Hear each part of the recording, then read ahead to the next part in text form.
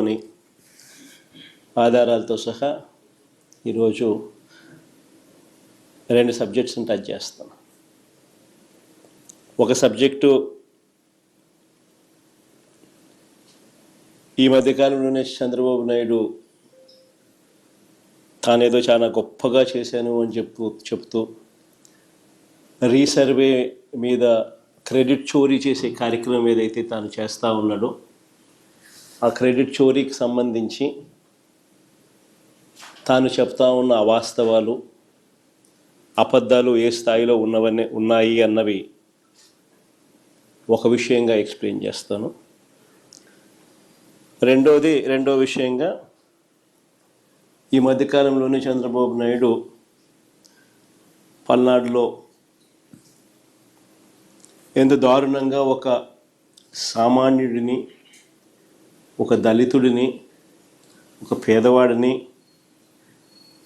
మా వైఎస్ఆర్సిపి కార్యకర్తను ఎంత దారుణంగా తాను చంపించే పాత్ర పోషించాడు అన్న విషయం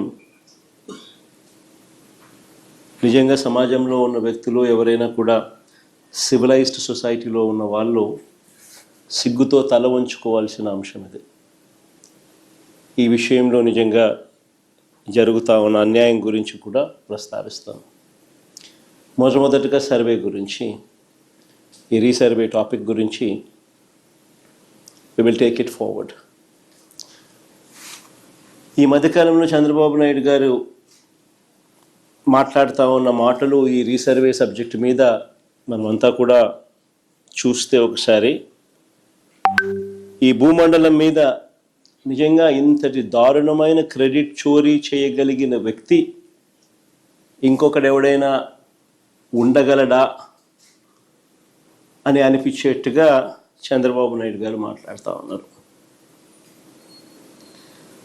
ఊసరి వెళ్ళి కూడా చంద్రబాబు నాయుడును చూసి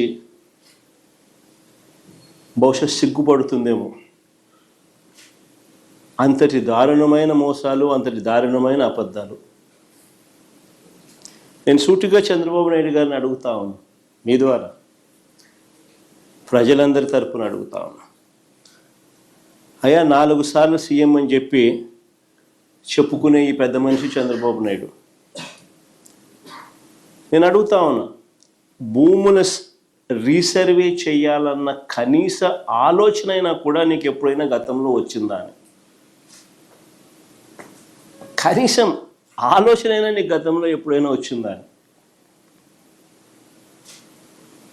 ప్రజలు ఇబ్బందుల్లో ఉన్నారు, రైతన్నలు ఇబ్బందుల్లో ఉన్నారు, రకరకాల సమస్యలు ఎదుర్కొంటా ఉన్నారు. భూ సమస్యల మీద, వారి సమస్యల మీద కనీసం నీకు ఎప్పుడైనా రీసర్వే చేయించి వాళ్ళ సమస్యలన్నీ తీర్చాలి అని చెప్పి కనీసం నీకు ఏ రోజైనా ఆలోచన అయినా వచ్చిందా చంద్రబాబు గతంలో అని అడుగుతాను.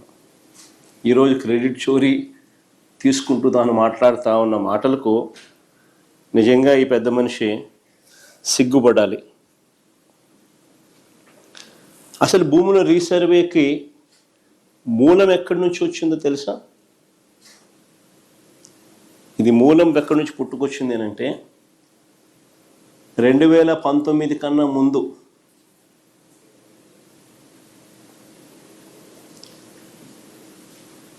నా 3648 కిలోమీటర్లు సాగిన నా పాదయాత్రలో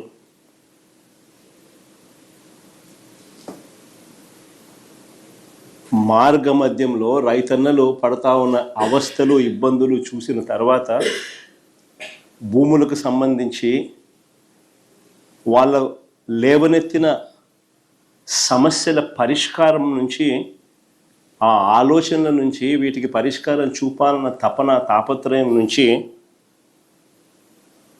శాశ్వత పరిష్కారం చూపించాలన్న ఆలోచన నుంచి పుట్టుకొచ్చింది దీని మూలం. అసలు ఆ రోజుల్లో చంద్రబాబు నాయుడు గారు ముఖ్యమంత్రిగా ఉన్నారు. నా పాదయాత్ర జరుగుతూ ఉంది. 2019కి ముందు రాష్ట్రంలో ఒక్కసారి రెవెన్యూ వ్యవస్థ పరిస్థితి ఎలా ఉంది అని అంటే, సర్వేయర్లు లేరు, సరిపడా సిబ్బంది లేరు, పరికరాలు లేవు, లేటెస్ట్ టెక్నాలజీ అంతకన్నా లేదు. భూములు ఎప్పుడైనా కూడా క్రయ విక్రయాలు జరిగినా లేకపోతే భాగ పరిష్కారాల్లో భాగంగా ఏదైనా కుటుంబాల మధ్య డివిజన్ చేసుకున్న సబ్ డివిజన్ లేదు, మ్యూటేషను లేదు. ఇవి కూడా జరిగేటివి కాదు. పైగా ఎడా పెడ, లెఫ్ట్ రైట్ సెంటర్, ఈయనకు ఎప్పుడు మూడు వస్తే అప్పుడు, ఎప్పుడు బుద్ధి పుడితే అప్పుడు, ఎవరైనా నచ్చకపోతే అప్పుడు. 22A అంటే ప్రోహిబిటెడ్ ల్యాండ్ సేల్. 22Aలో భూములు పెట్టడం, ప్రోహిబిటింగ్ ఎనీ ల్యాండ్ సేల్. వీళ్ళకి ఇష్టం రైతులను, ప్రజలను ఇబ్బందులు పెడుతూ అవస్థలకు గురి చేస్తున్న పరిస్థితి. ఇలాంటి 1,00,000 సమస్యలకు పరిష్కారంగా సమగ్రమైన భూ సర్వే అండ్ సమగ్రమైన ల్యాండ్ రిఫార్మ్స్.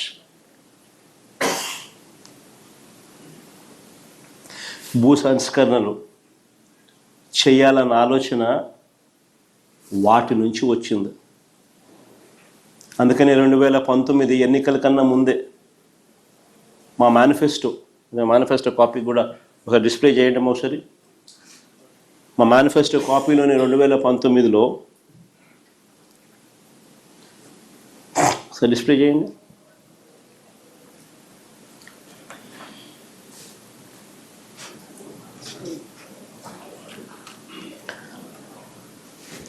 చూడండి ఒకసారి. సుపరిపాలన విషయంలో రాష్ట్రంలో భూములన్నింటినీ సమగ్ర రీసర్వే చేయించి భూ యజమానులకు శాశ్వత యాజమాన్య హక్కు కలగజేస్తాము. Manifesto promise.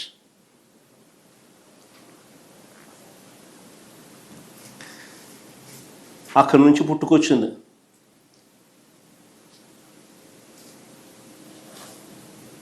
చెప్పిన మేరకు ఇది ఒక మహాయజ్ఞం అని తెలిసి, చెప్పిన మేరకు 2020 డిసెంబర్ 21వ తారీఖున 100 సంవత్సరాల క్రిందట 1923లో బ్రిటిష్ ప్రభుత్వం తర్వాత, అప్పుడెప్పుడో బ్రిటిష్ వాళ్ళు సమగ్ర సర్వే చేశారు 1923లో.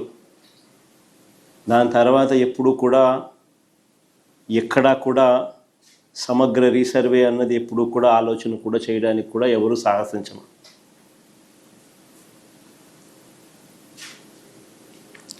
చెప్పిన మేరకు 2020 డిసెంబర్ 21వ తారీఖున 100 ఏళ్ల తర్వాత 1923లో బ్రిటిష్ ప్రభుత్వం తర్వాత సమగ్ర భూ సర్వే రికార్డ్స్ అన్ని అప్డేట్ చేయడం, సిస్టమ్స్లోకి రిఫార్మ్స్ తీసుకొని రావడం మొదలుపెట్టి ఒక గొప్ప అడుగు పడింది ఆ రోజు. నిజంగా ఇది ఒక రాష్ట్ర ప్రభుత్వంగా ఒక సువర్ణాక్షరాలతో లిఖించదగ్గ ఒక గొప్ప అధ్యాయం. సమగ్ర రీసర్వేతో కూడిన ఈ సంస్కరణలు మేము చేసినది నిజంగా ఒక మహాయజ్ఞం లాంటిది.